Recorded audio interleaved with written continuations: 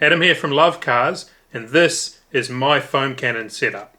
Right, we're going to show you what you get in the kit, and we're going to show you how to put it all together. It's not assembled, so this isn't an off-the-shelf kit. This is me Frankensteining something to make something pretty cool that you can't normally get.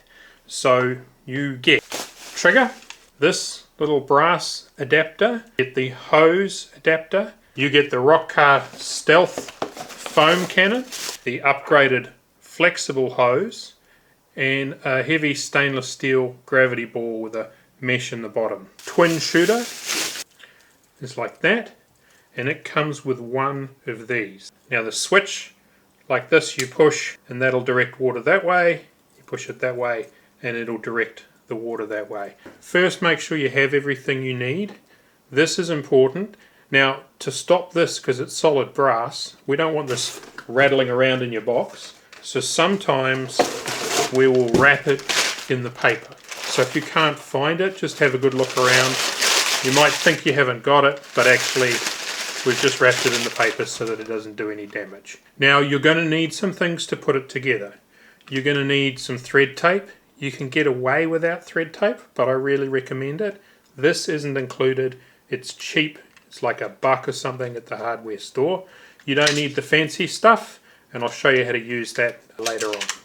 And to do these up, you're going to need either two spanners or two adjustable wrenches or crescents or whatever you want to call them, or a combination of the two. So normally people will have 122.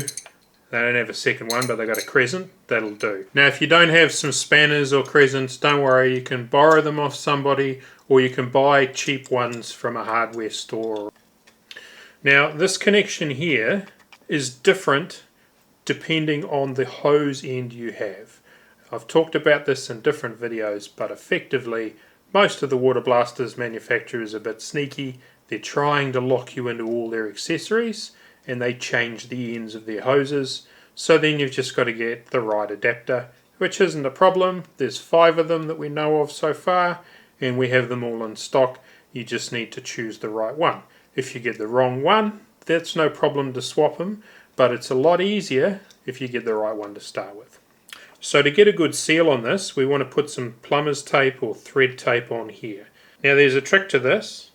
You want it to start away from the end, and you hold it down with your finger, and you want to put it on clockwise. You probably want to do 2, maybe 3 laps, and you're pulling tight on that, and then you pull it off like that, and then just run your fingers around like that to push it in so that it's in on the thread. Now it's important that the thread tape doesn't go right to the end here. The reason for that is if the thread tape hangs over here and the high water pressure goes through, then that can pick off the bit of the thread tape, push it through, and then that can go through here and clog it inside, and we don't want that. And then I'm going to do the other side here, the same thing, like that.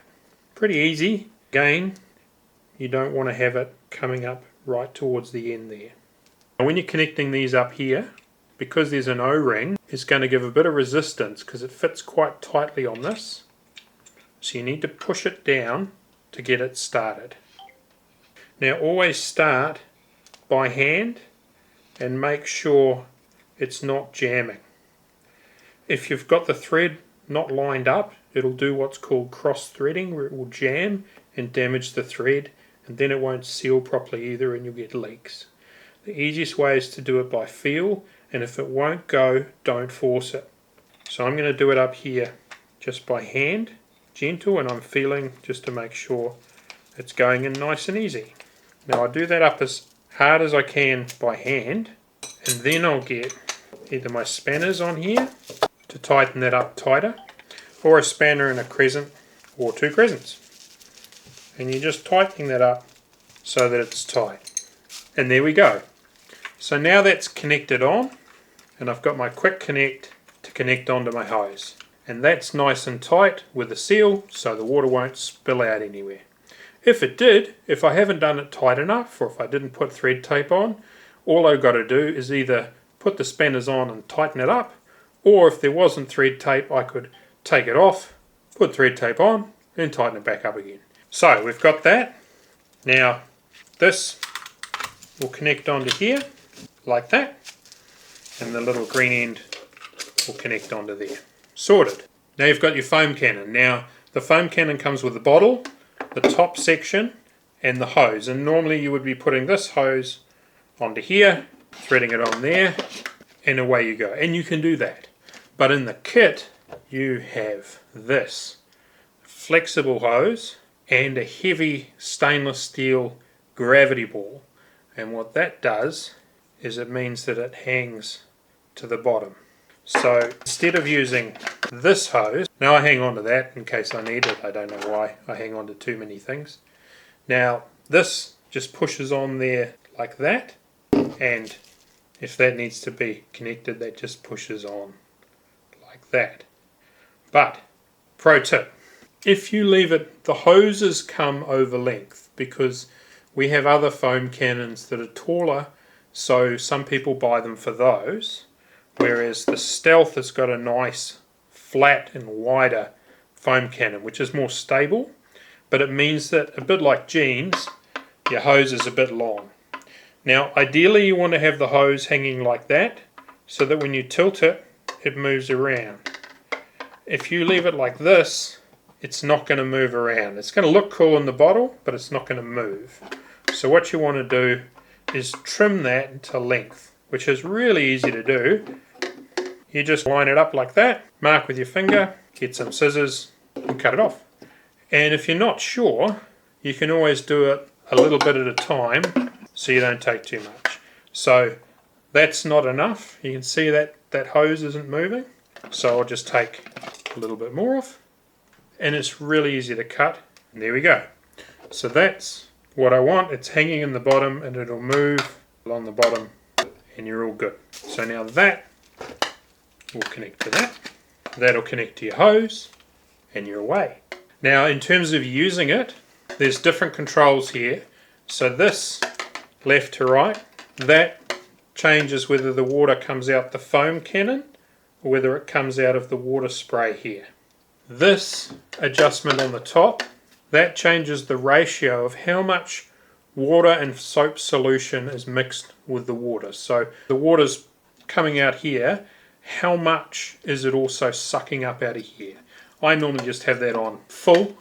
I want to muck around. If I want less soap coming out, I'll put less soap in the bottle. That's how I do it. So when I twist here, so that's this back piece grabbing onto there, that changes whether we're going to be going vertical, horizontal, or on a 45. So that's the angle of the spray coming out of the foam cannon. And this here, if I turn that end piece, and you'll see these vents in here, these fins moving in and out, that changes how wide or narrow the spray is. So whether it's going to be a nice, really wide V, which will cover more area, or if it's going to come out in a more narrow one. You normally want it pretty wide. The only time when I do it quite narrow is if I'm trying to spray somewhere really high up, because the narrower it is, the further it will go. So like if we're cleaning the building at work and I'm trying to get the top bit, I'll have it really narrow and I'll be foaming away. But otherwise, it's normally pretty wide, maybe the widest or slightly less than that. Mix your soap. There's little gauges down the side here with your measurements here. So it's a litre. Normally I do just below the 100 here. So about 90 or so, that's what I use. So I fill with soap and then I fill the rest up with water. You don't really want to have the foam happening in here, so don't take it up like that. Just gently rock it if needed and you're away. And that's it. That's how it all goes together. If you have any questions, problems, let us know. If you get the wrong end, let us know if there's any problems with it.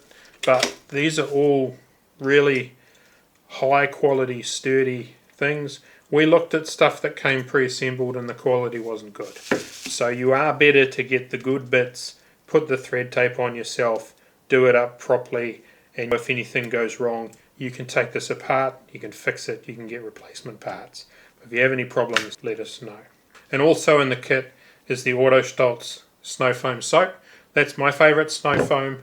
I really like it. Now, once you're all set up with that, a couple of other things you might want to consider. The new long wand is quite cool.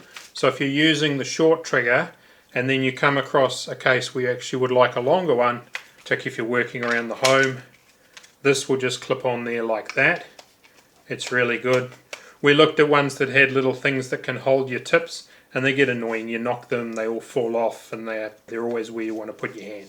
This was in our testing really good. And then you've got in your kit these end pieces, so they'll just clip on the end there like that. So you can go from a pistol to more of a rifle setup. Really quite quick and easy. That's not in the kit, but it's on the website at lovecars.co.nz. It's quite cool. And you can also connect that off this. Now when you're working with this twin shooter where you can switch from one to the other, sometimes that will stay like that, sometimes it will drip down like that. That's fine, it still works exactly the same. That is normal. They don't lock in, they have movement here, which is important, but they'll stay firm and avoid leaks just with the pressure of everything. Another thing that's quite cool is the flexible hose, which is an awesome thing when combined with this with the swivel. Now this hose has the same M22 thread that will connect onto here if you don't have this quick connect. So if you have the hose and you're wanting to just fix it onto here, just don't fit that on and you can hard fix that on. Or you can also get the male fitting that matches what your normal hose is onto this hose, and then you can have a quick connect so that should you want to switch between this and the trigger and the accessories that came with your water blaster, you can just pop that off and pop them onto here, but still have this flexible hose. Now the main advantage of the flexible hose is that it's longer, it's 10 meters, but it's flexible. And the biggest advantage there is that it doesn't tangle up on you, it just wriggles around, especially with the spin here, because that just untangles as you go. And I really like it. And if you've been using a hose like this and you go back to another one, I have this hose at work, and then if I go back and use my small little K2 at home, I just get really angry with it because the hose just drives me nuts. Anyway, so I hope that makes sense. We started these kits because people saw what I was using in the videos and wanted to do it themselves, and you couldn't really get them properly, so we just made up the kits of the components to put them together. And so you do have to put them together yourself. It's not that hard though, and it means you can get something really cool at a much cheaper price, and it's fixable, so if something breaks you can just get the replacement bits. So hopefully that helps. It's Adam here from lovecars.co.nz. We have a lot of other products and we have a lot more videos like this, so if you're looking for something awesome or you're wanting some advice or something, just go to lovecars.co.nz and you can check out the products and the how-to guides there. Thanks for your support.